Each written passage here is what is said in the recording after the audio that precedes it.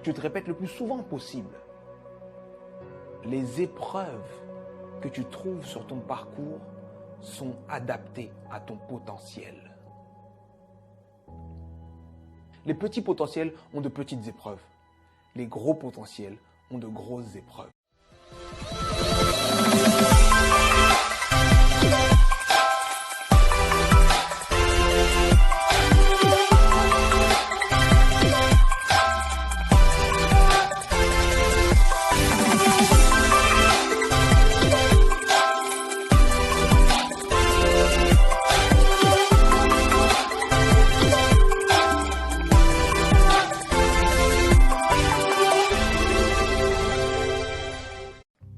Hey, good morning Internet! Aujourd'hui, je veux adresser un message particulier à tous les guerriers et guerrières de la vie en cette fin d'année parce que j'ai eu près de moi des gens qui ont tenté des choses dans les règles de l'art.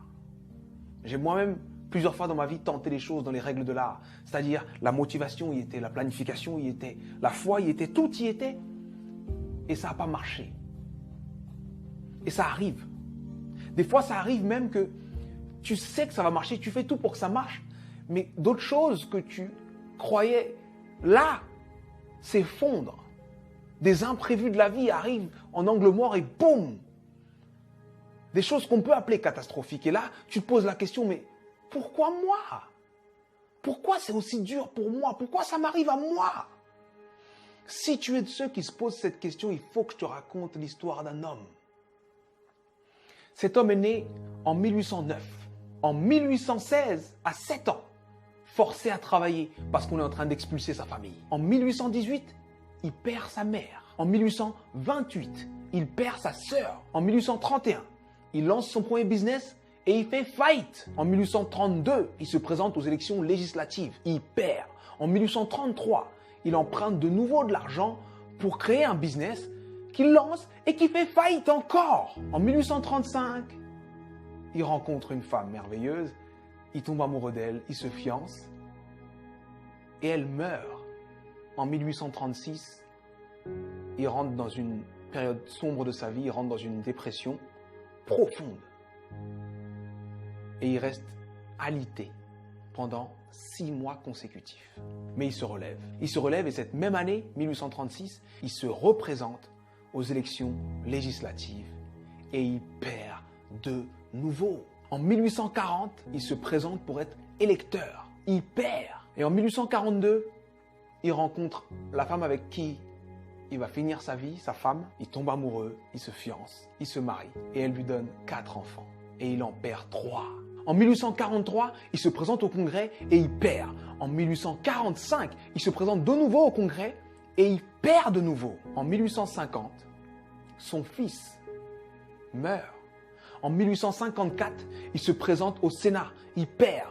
En 1956, il se présente pour être vice-président. Il n'a même pas 100 voix.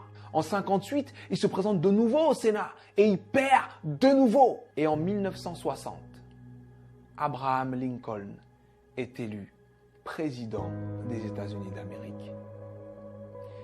Et il fait 2 mandats exceptionnels qui font de lui l'un des présidents les plus respectés et les plus impactants de l'histoire des États-Unis. C'était important que je te raconte cette histoire. C'était important que je te raconte cette histoire parce que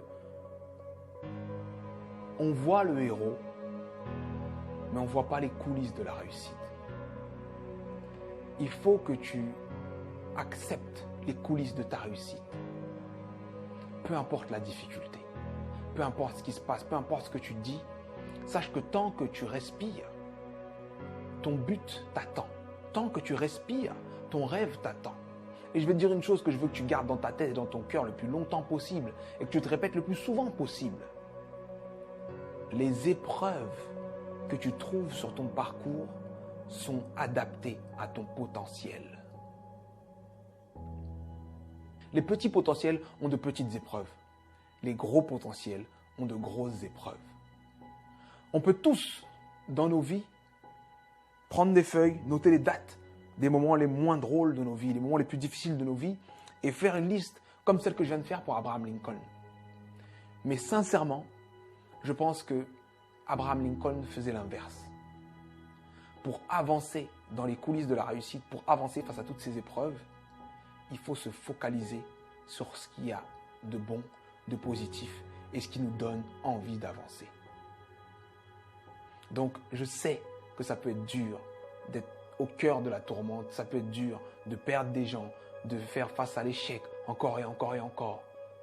Mais, concentre-toi sur ce que tu veux et accomplis-le. Et je peux te garantir que parce que tu es passé par là, tu as changé l'ampleur, le sens et le goût de ta réussite. Alors traverse ces épreuves. Elles sont adaptées à ton potentiel, elles sont là pour te faire grandir.